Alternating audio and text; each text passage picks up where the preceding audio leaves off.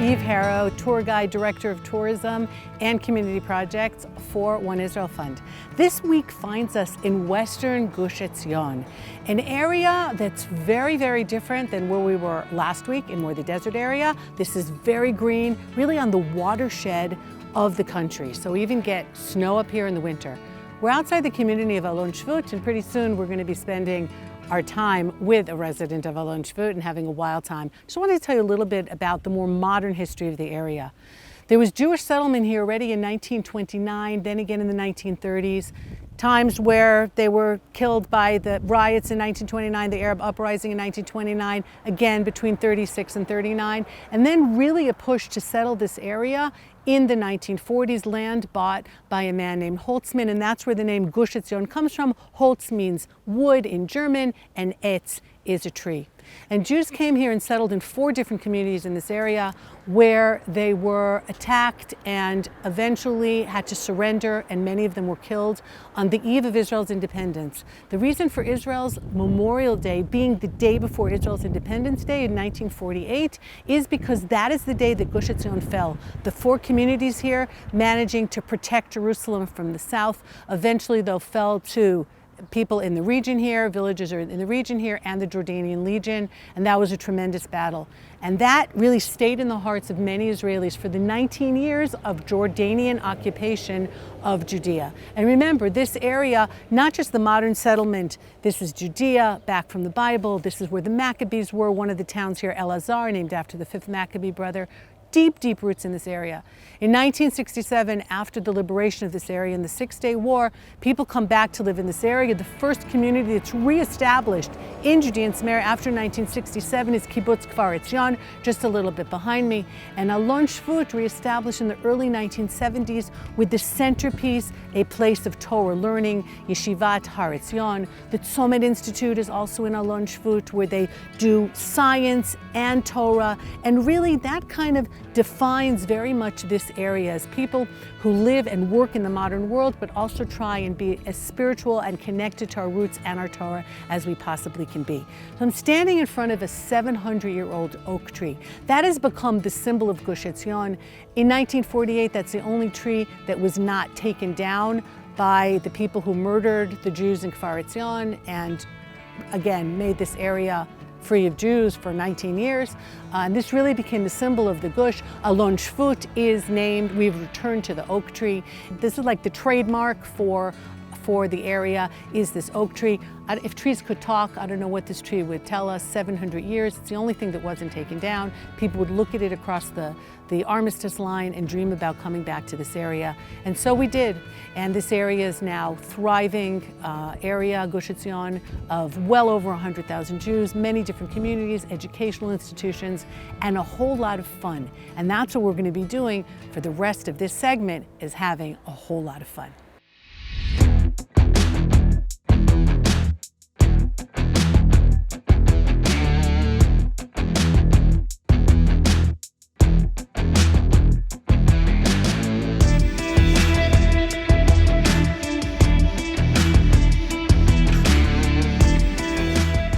Many years ago, growing up in Los Angeles, everyone heard of the famous Rabbi Dolgan, who had left the biggest synagogue in Beverly Hills, Beth Jacob Congregation, to bring his family on Aliyah, to start another synagogue in Jerusalem, and replant his family in Israel.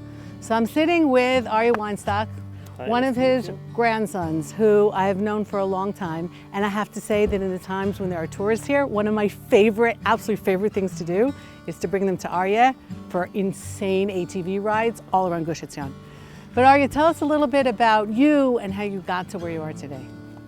Great to see you again. This is my lovely daughter Tal, and I want to tell you a little bit about the story of this area. This area called Ein Sajma, and everything started about 1992. Few kids in Shabbat got bored in Alon Shvut, decided to hike all over this mountain. They got over here and they found a beautiful water spring, but broken, dirty, and they said, okay, let's come on Sunday and fix it by ourselves. They came over here secretly and started renovating this water spring. Back at the days we had a ranger over here, his name was Dubak, and he saw the kids and he said, that's the education next generation need. They need to learn how to work the land. This is how they're gonna get love for the land. Another thing he said, we have to bring all the Jewish, everyone to this area. There's no way we're going to survive here if people are not going to know about this place, about the Gush. And he started renovating this water spring. One of the kids who fixed a water spring was Dubak's son. His name was Yitzchak. He was on the way to his yeshiva the day before he went to the army. He was hitchhiking from Jerusalem to Eli. On the way, the cars just stopped him, broke down. He tried to fix the car, and terrorists came by and shot him. A girl died on the spot. Her name was Shalva Uzana, and he died after 12 hours. Dubak decided to call this water spring after his son's name, Ein Yitzchak. Later on, Dubak decided to work with kids hyperactive, kids with Down syndrome, people whose life are not so easy for them. He said, over here, we're going to give them high self-confidence, and that's what he did.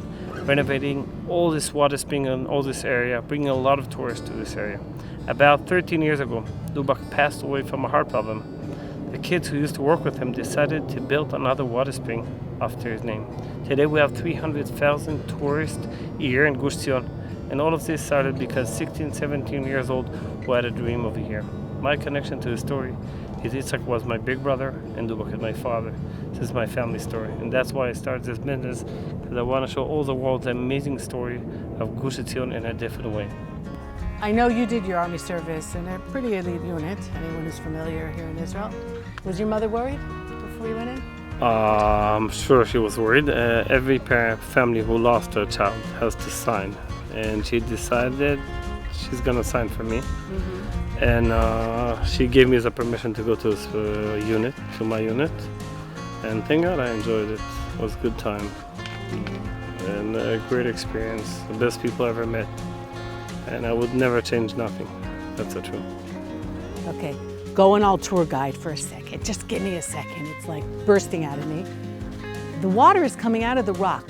These mountains are made out of limestone, and the rain and the snow that we even get here in the winter trickles into the stones and comes out, meets a layer called marl, and then comes out in what's called an aqueduct, comes out of the side of the mountain, doesn't make it all the way down to the valley.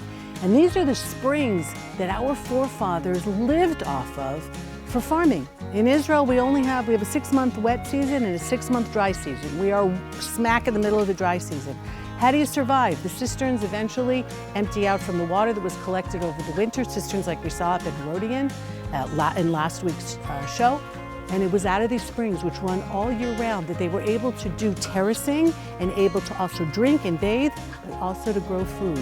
So this, what has been rejuvenated here, the spring that was done by the Weinstock family, is based on what our forefathers were doing here hundreds and thousands of years ago in order to maintain life in the hills of Judea. So I know this from my own kids. There's like a thing with Israeli youth about the springs, about finding these mayanot all over the country and going there Saturday night, playing guitar. You grew up like this. What was it like? We grew up in Alon Shvut.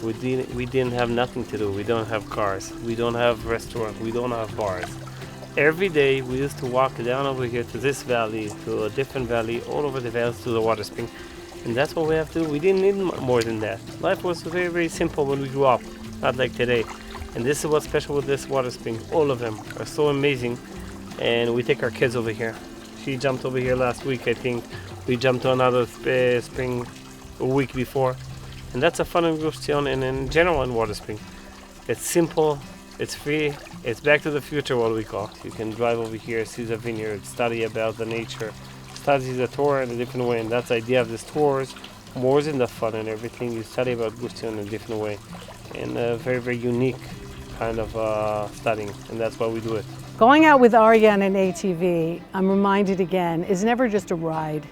It's also a reminder that water is Torah, water is memory, water is history, connected, life, and also sometimes it's longing and much more than just a simple spring. So here in Alon Shvut, which means we've returned to the oak tree. One Israel Fund has been involved for years. We just donated a beautiful playground. But Arye makes a special contribution to the fund in his own way, and we saw it from how well he knows the terrain. What we do is we are trying to save the land over here. And with the equipment and the knowledge we get from One Israel Fund, we do it all day long. We have a lot of guys all around the chavot over here and in the villages over here who get, thanks to Mark and the organization, equipment that helps us to, first of all, keeping the land, and second, safety of the people in the ranches over here, and even in the villages, kitot konenut, and many other things that today help us. And thank you very much for coming. I hope to see you back in Gush Etzion, in Israel, with many people. I hope they're gonna understand how this, what you do as organization, is meaningful and important to Gush Etzion.